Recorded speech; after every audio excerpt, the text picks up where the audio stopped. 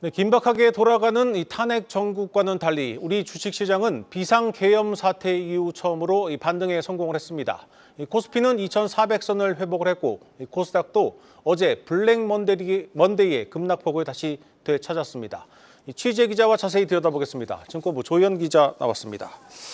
조 기자, 일단 오늘도 기관은 사고 개인은 팔았습니다. 그럼에도 이 지수가 상승한 건 외국인 투자자들 분위기가 좀 달라진 덕분 아니겠습니까? 그렇습니다. 오늘 외국인은 유가증권 시장에서는 매도 우위를 보였고 코스닥 시장에서는 매수 우위를 나타냈는데요.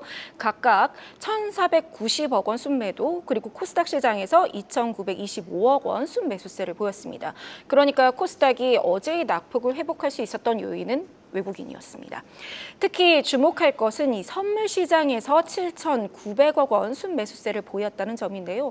이는 지난 9월 26일 이후 약 3달 만에 가장 큰 규모입니다. 또 외국인은 지난 6일부터 3거래일 연속 선물 시장에서 총 1조 3천억 원 규모의 매수 우위를 보이면서 기관이 강한 순매수세를 나타낼 수 있도록 했습니다.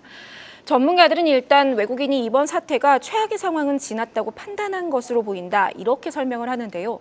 이경민 대신증권 FICC 리서치 부장은 외국인들의 강한 선물 매수세는 당분간 꾸준히 이어질 수 있다며 각종 악재를 감안해도 12개월 선행 PER이 8배 수준으로 떨어진 것은 좀 지나친 저평가 상황이다 이렇게 말했습니다. 네, 일단 이 최악의 상황은 지났지만 그렇다고 당장 이 주식을 살 만한 분위기도 아닌 것 같습니다. 이런 분위기 개인 투자자들 움직임에서 강하게 느껴지고 있는데 오늘도 이 코스피와 코스닥 양대 시장에서 개인들이 8천억 원 넘게 팔았는데 이 돈들 자금 어디로 가고 있는 겁니까? 그러니까 증시 불확실성이 높아지면 찾는 곳이 있지 않습니까? 바로 파킹형 상품인데요.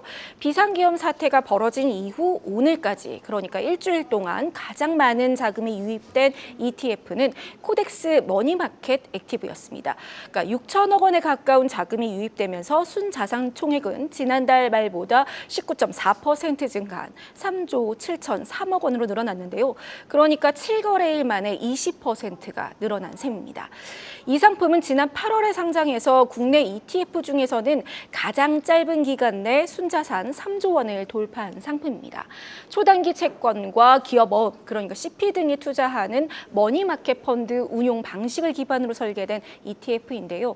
이뿐 아니라 ETF 자금 유입 상위 10위권 내에 6개가 양도성 예금 증서 금리 CD금리 상품이나 은행채 그리고 단기 통한채 등에 투자해서 수익을 얻는 파킹형 상품이었습니다.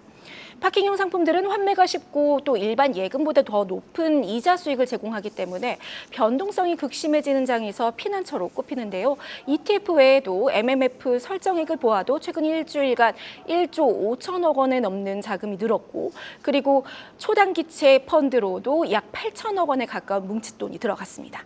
네. 이 비상계엄 사태와 이 탄핵 정국이 금융시장을 흔들자 이 갈 길 잃은 돈들이 은행으로 향하고 있습니다. 이 비상계엄 선포 후 사흘 동안 5대 은행의 이 자유입출금 예금, 요구불 예금이 12조 원 넘게 늘었다고 합니다. 유호성 기자 리포트 보시겠습니다. 9일 기준 5대 시중은행 요구불 예금 잔액은 610조 8,800억 원.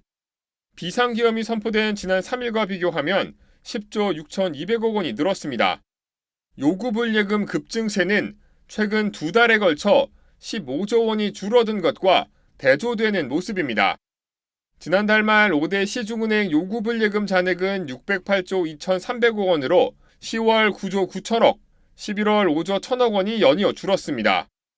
요구불 예금은 금리가 약 0.1%대로 예적금보다 이자율이 낮은 대신 입출금이 자유로워 투자 대기성 자금으로 분류됩니다. 비상계엄과 탄핵 정국에 금융시장 불안이 커지자 투자처를 찾지 못한 자금이 요구불 예금 계정에 모인 것으로 풀이됩니다. 요구불 예금 증가는 기업에서 주로 사용하는 MMDA가 이끌었습니다. MMDA 잔액은 비상계엄 이후 3일간 9조 4,900억 원이 증가했는데 안전자산을 늘리려는 수요와 연말 유동성을 확보하려는 움직임이 맞물린 결과로 해석됩니다. 여야 대치로 원달러 환율이 급등하자 달러 예금 잔액도 등락을 반복하고 있습니다.